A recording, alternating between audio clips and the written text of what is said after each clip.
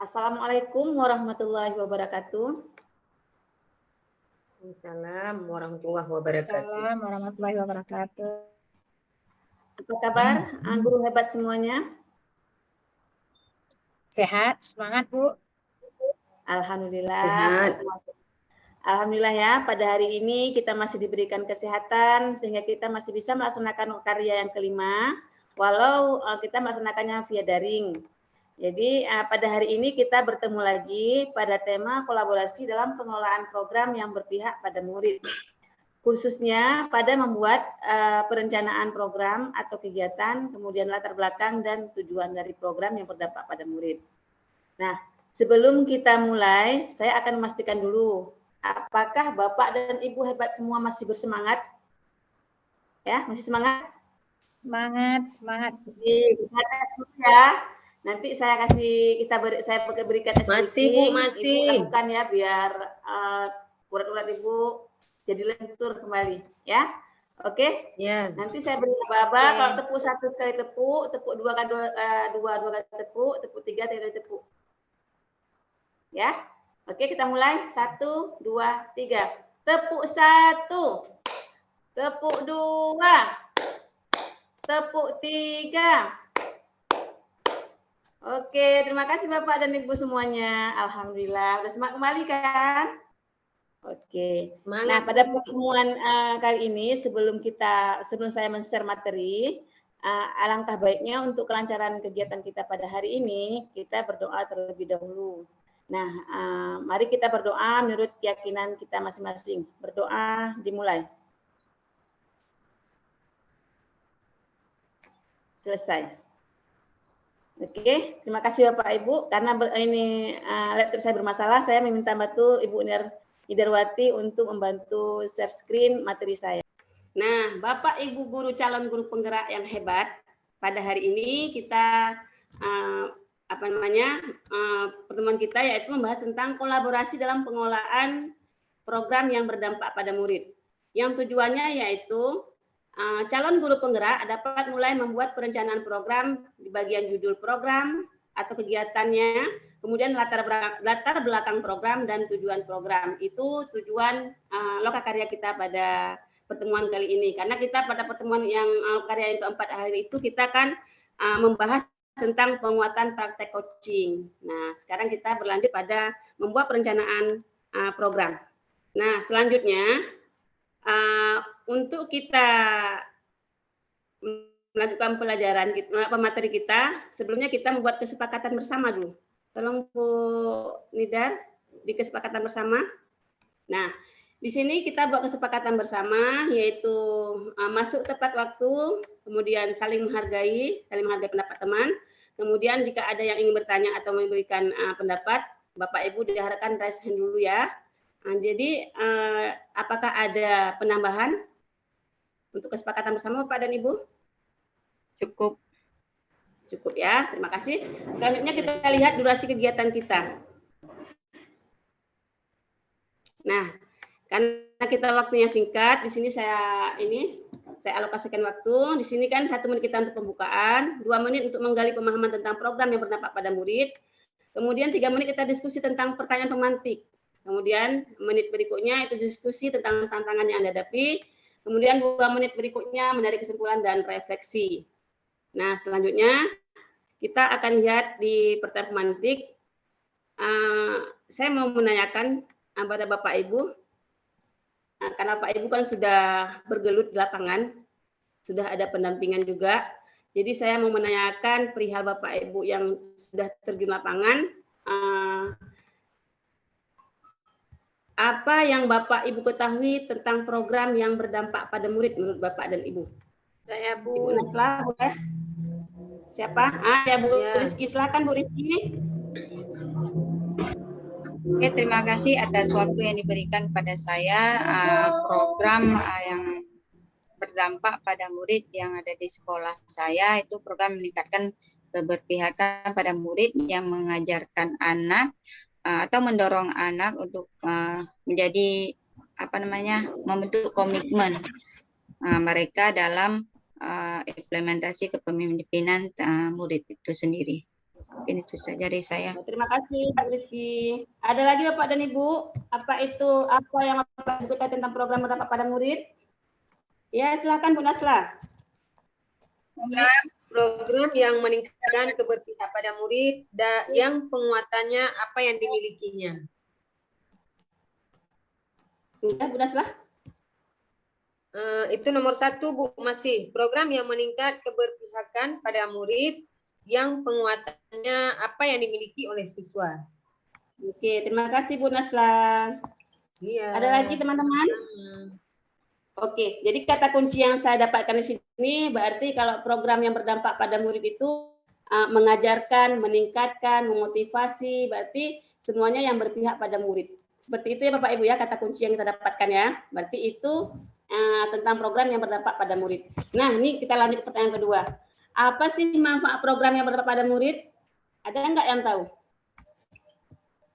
Silakan Bu Nidar, tadi Bu Nidar mau menjawab. Ya boleh Bu, terima kasih atas kesempatan yang telah Ibu berikan kepada saya. Manfaat program yang berdampak pada murid menurut saya yaitu tentang menguatkan apa yang dimiliki murid seperti misalnya bakat dan minat murid itu menurut saya. Terima kasih. Oke, terima kasih Bu Nidar. Ada lagi? Ya, Bu Rizky silakan. Terima kasih. Manfaat program yang berdampak pada murid misalnya dapat menguatkan minat atau bakat murid yang ada di sekolah kita masing-masing. Udah Bu Rizky? Udah ya. Terima kasih Bu Rizky. Jadi di sini juga manfaatnya juga hampir sama ya dengan yang Ibu ketahui tadi, yaitu manfaatnya dapat meningkatkan menguatkan apa yang dimiliki oleh murid, yaitu minat dan bakat murid bisa kita arahkan ya. Jadi kita nggak cuma mendengar pendapat kita aja. Oke, selanjutnya pertanyaan ketiga, menurut Bapak Ibu nih, bagaimana sih langkah membuat sebuah program yang berdampak pada murid yang di sekolah Bapak Ibu? Menurut pemahaman saya, bagaimana langkah membuat sebuah program yang berdampak pada murid? Berarti yang pertama ada murid, ada kepala sekolah, ada guru. Maksudnya di sini ada komunitas sekolah, kemudian ada aset yang mendukung, kemudian keinginan, motivasi dari sekolah, dari komunitas sekolah. Mungkin itu dari saya, Bu. Oh iya. Makasih Bu Nasla. Jadi Ya. banyak Bu ya. Jadi kan untuk membuat program yang berdampak pada murid itu memanfaatkan aset ya Bu ya. Enggak cuma kita siswa aja yang kita manfaatkan, dari aset-aset yang ada di sekolah, baik itu aset manusia, sarana dan prasarana. Seperti itu Bu ya, Bu Nasla ya. Oke. Nah, ada pendapat lain Bapak dan Ibu? Ya, jika tidak ada, ini kita akan melihat tantangan apa sih. Nah, kita mulai lihat tantangan apa sih yang membuat saat kita membuat program itu menjadi kendala. Bapak dan Ibu bisa membuka link Jamboard yang sudah saya bagikan di chat Bapak Ibu. Sudah Bu. Udah, oke. Coba Munidar tolong bukakan link Jamboardnya. Saya mau lihat siapa sih yang sudah isi. Baiklah Bapak Ibu, terima kasih ini sudah mengisi. Jadi tantangan yang kita hadapi saat kita membuat program yang berdampak pada murid. Nah di sini ada Pak Murtala ya. Rupanya tantangan Pak Murtala, warga sekolah yang tidak mau berkolaborasi ya Pak Tala ya. Kemudian Munidarwati, teman sejawat tidak mau diajak untuk berkolaborasi ya, perserupa dengan Pak Tala. Ibu Rahmi, sulitnya koordinasi dengan kepala sekolah.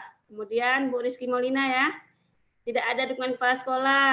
Bu Nasla, sarana dan prasarana yang kurang mendukung. Iya, jadi kita rata-rata ya ini tantangan yang dihadapi untuk mau program itu kolaborasi berarti ya, baik itu dengan kepala sekolah maupun dengan teman sejawat ya.